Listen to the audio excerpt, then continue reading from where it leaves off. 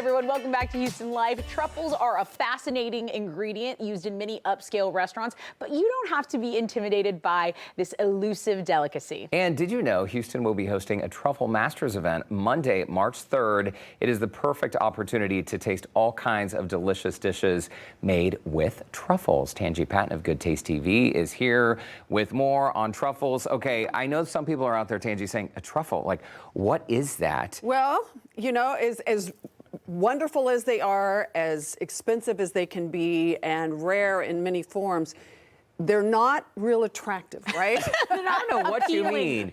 These shriveled items black here. truffle. Guys, Yes. I think they're beautiful.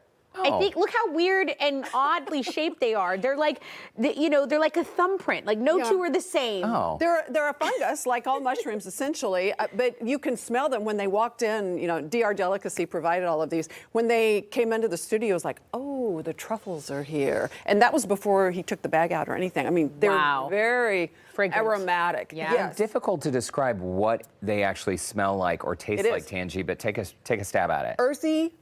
Maybe sometimes a little smoky. Okay. There's an umami factor that's one of those taste, things. It's hard to say exactly what it is. Rich, and they're really wonderful to pair with wine. So it's just an adventurous, fun dish. These are the black. The white are in Italy, and Very they're much rare. more expensive, and they're very rare, although DR Delicacy does get them. They source all of the great chefs around town, so that's where they come from.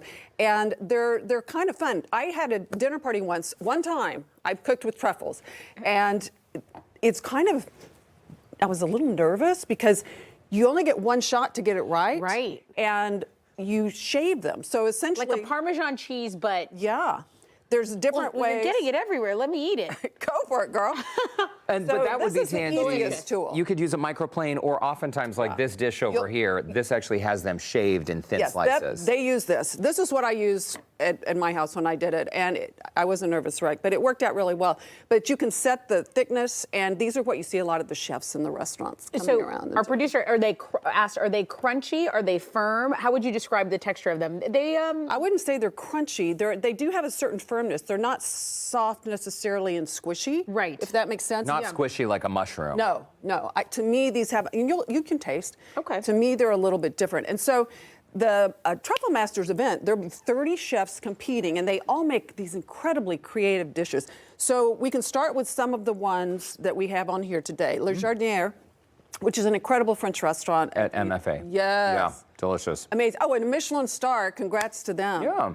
Big time on that. This is a beautiful Gruyere cheese souffle, and he's got the shaved truffles on that. So that's a way you can do it. The Gruyere has some richness to it, and then those truffle mushrooms just deepen the flavor. So yeah, just beautiful. A work and of then art. McCormick and Schmick are. Let's do McCormick and Schmick. I'm going to take you out of order, Heather. Sorry. This is incredible. This is a PB&J and tea. So it's peanut butter, truffle, huckleberry jelly, and the bread on there is like a shortbread puff pastry in a sense, kind of like a cream puff, but with the shortbread. That's so an it's unexpected probably less sugar and maybe combo. a little more fat. Really creative. Really unusual. And balsamic reduction. And then this is our fun friends at Liberty Kitchenette and the oyster bar. I love to go there and have oysters. This is a pasta, so it's a cannelloni stuffed pasta with lobster, caviar on top. That is beautiful. It's so pretty not to tilt and show y'all. And then are those shaved truffles on the very top there, Tanji? Yeah, and so they use the great. Like a dusting of truffles. That's so fancy. Yeah, they're fun. They're just a really unique flavor that it's fun to experience. A little goes a long way. Yeah. So if you do cook with them, remember, a little goes a long way. For wine pairings, you can go in a couple of different directions.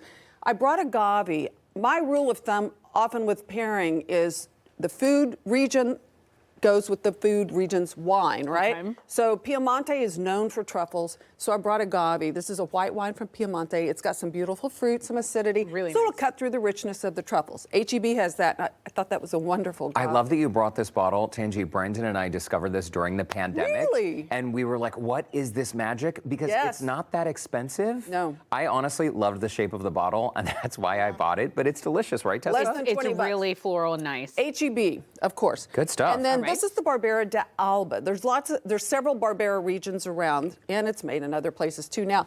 But Alba is where the white truffles come from. So this is like a classic truffle pairing.